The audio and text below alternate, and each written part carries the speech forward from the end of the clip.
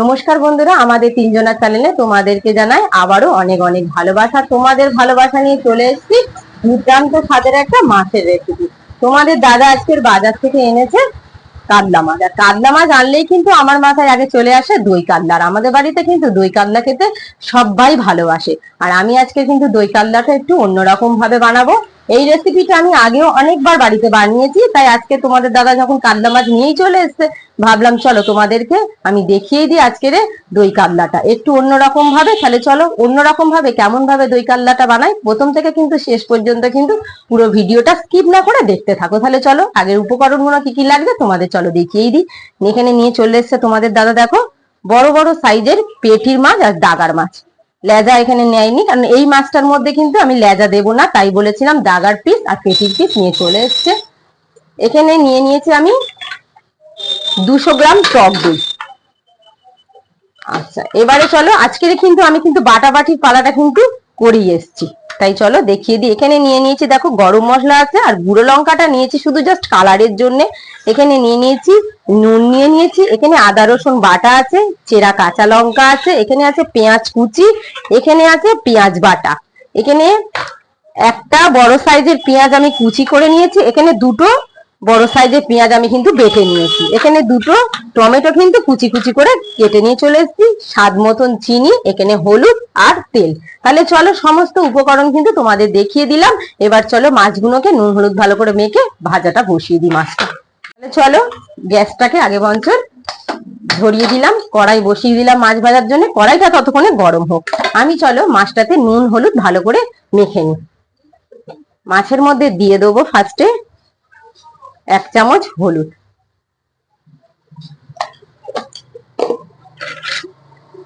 দিয়ে দেবো পরিমাণ মতন নুনটা অবশ্যই মাপ বুঝে দেবো, বেশি যেন নুন না হয়। এবারে চলো হাত দিয়ে ভালো করে মাছগুলোকে নুন হলুদ মিশিয়ে নিই। দেখো মাছটাতে কিন্তু নুন হলুদ কিন্তু মিশানো হয়ে গেছে। চলো হাতটা ধুয়ে আসি, কড়াইও কিন্তু গরম হয়ে গেছে, হাতটা ধুয়ে কড়াইতে এবার মাছ ভাজার জন্য তেল দেবো। হাত তো ধুয়ে চলে এলাম, চলো এবার কিন্তু কড়াইতে দিয়ে দেবো সর্ষের তেল। মাছ ভাজার জন্য পরিমাণ মতন দিয়ে দিলাম সর্ষের তেল। তেল কিন্তু একদম কিন্তু গরম হয়ে গেছে, একটু ঘন্টি দিয়ে কড়ার গায়ে তেলগুলোকে একটুখানি চারিদিক করে দিলাম। দেখো মাছ ভাজার জন্য তেল কিন্তু একদম হিট পুরো গরম হয়ে গেছে। এবার দিয়ে দেবো গরম গরম তেলের মধ্যে এই মাছগুলো, নুন হলুদ মিশানো মাছ।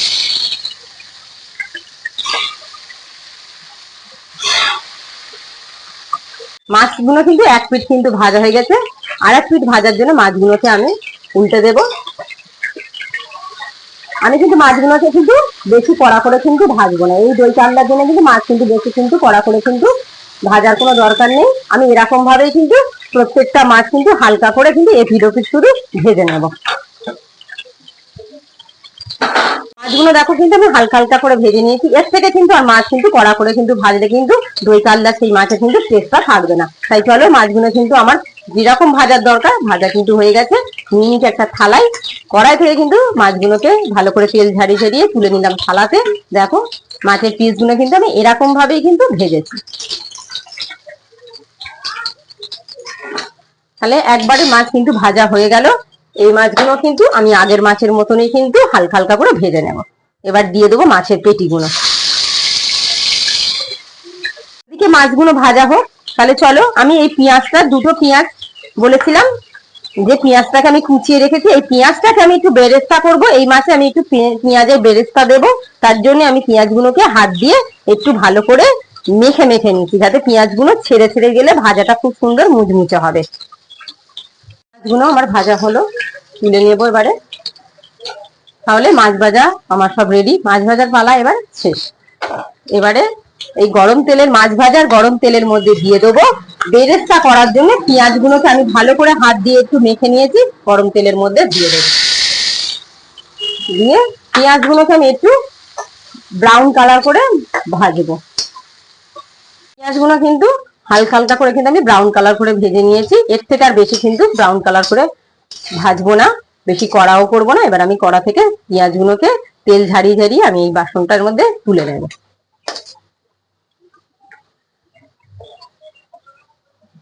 দেখো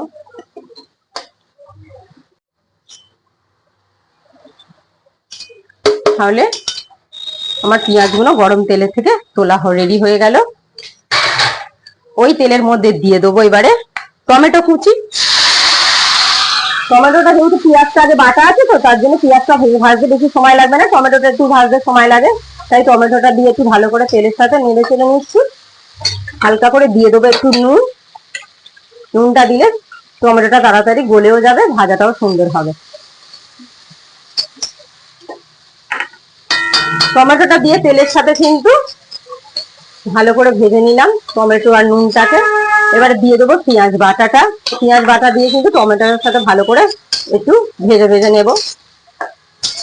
পেঁয়াজ দিয়ে কিন্তু ভালো করে কিন্তু ভেজে ভেজে নিয়েছি। টমেটোটা কিন্তু অনেকটা গলে গেছে। দিয়ে দেবো আদা রসুন বাটা। আদা রসুন বাটা দিয়ে কিন্তু টমেটো আর পেঁয়াজের সাথে একটু ভালো করে নেড়ে চেড়ে নিয়ে নেবো। এবার দিয়ে দেবো লঙ্কার গুঁড়ো। লঙ্কার গুঁড়োটা দিচ্ছে এখানে কালারের জন্য। লঙ্কার গুঁড়োটা দিয়ে ভালো করে একটু ভেজে নেব।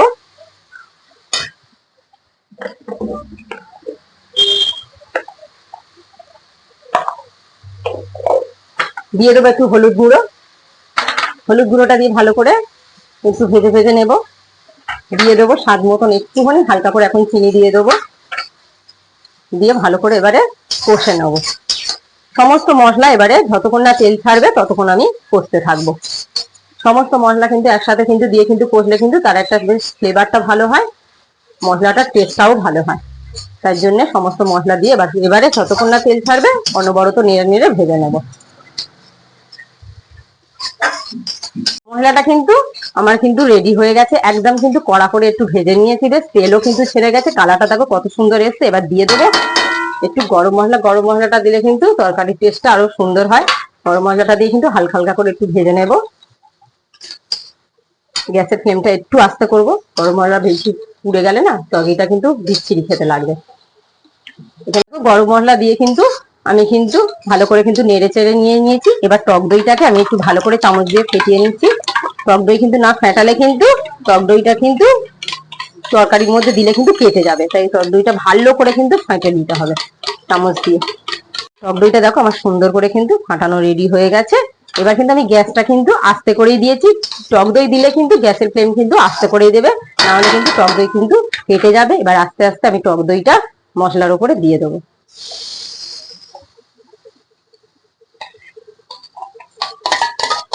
টক দইটা দিয়েছি মশলার উপরে।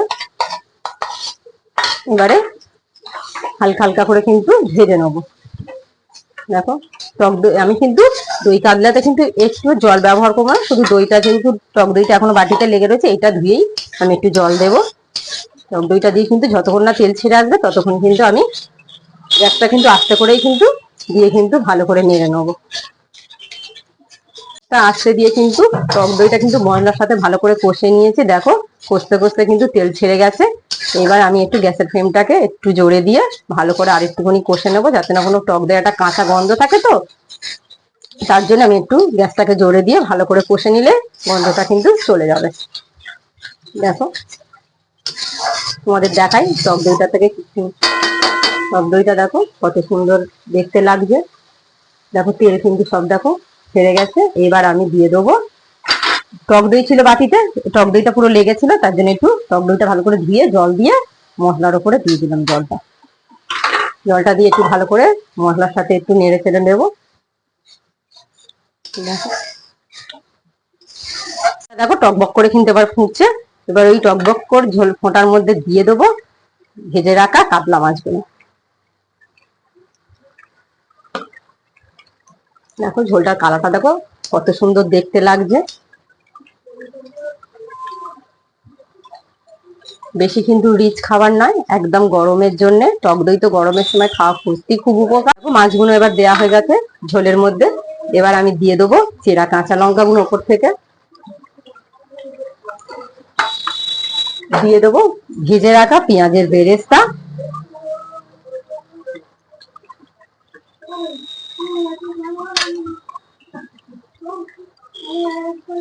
দিয়ে এবার গ্যাসের ফ্লেমটাকে আমি একদম আস্তে করে দেবো। দিয়ে হালকা একটু ফুটিয়ে নেবো। একদম একদম হালকা, বেশি ফোটাবো না, তাহলে পেঁয়াজের যে বেরেস্তা আছে তো তার তেল আছে তো বেশ ফুললে কিন্তু তেলটাও বেশ ঝোলের সাথে মিশে যাবে, দারুণ খেতে লাগবে কিন্তু। ঢাকাটা খুলে দেখি মাছটা কতটা রেডি হলো। এবারে কালারটাও কত সুন্দর এসছে, চলো তোমাদেরকে দেখাই। দেখো পুরো উপর থেকে পুরো তেল ভেসে উঠেছে, দারুণ দেখতে হয়েছে কিন্তু কালারটা। তাহলে চলো মাছটা রেডি হয়ে গেল, গ্যাসটা বন্ধ করে দিয়ে এবার মাছটা আমি ঢেলে নেব। আগে একটু সাঁড়াশি দিয়ে কড়াটা ধরে একটুখানি ভালো করে নেড়ে নেবো।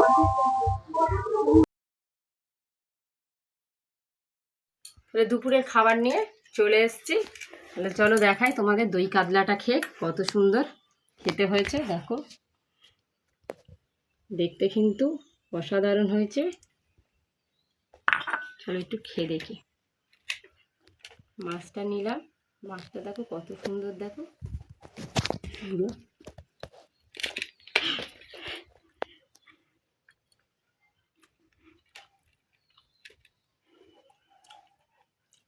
অসাধারণ খেতে হয়েছে, পুরো যেন একদম অনুষ্ঠান বাড়ির মতন দই কাতলা।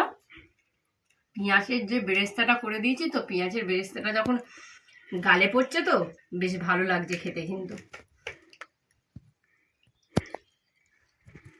দই কাতলা কিন্তু বেশিরভাগ কিন্তু পেটির মাছে কিন্তু দই কাতলাটা খুব সুন্দর হয়, কারণ পেটির মাঝে কিন্তু চর্বি থাকে তো, আর দেখবে অসাধারণ খেতে লাগে। তাই দই কাতলাটা অসাধারণ খেতে হয়েছে, অবশ্যই কিন্তু তোমরা কিন্তু একবার বানিয়ে খাবে, দারুণ টেস্ট হয়েছে। একদম যেন সেই পুরোনো দিনের একটা যেন স্বাদ যেন আবার যেন ফিরে পেলাম।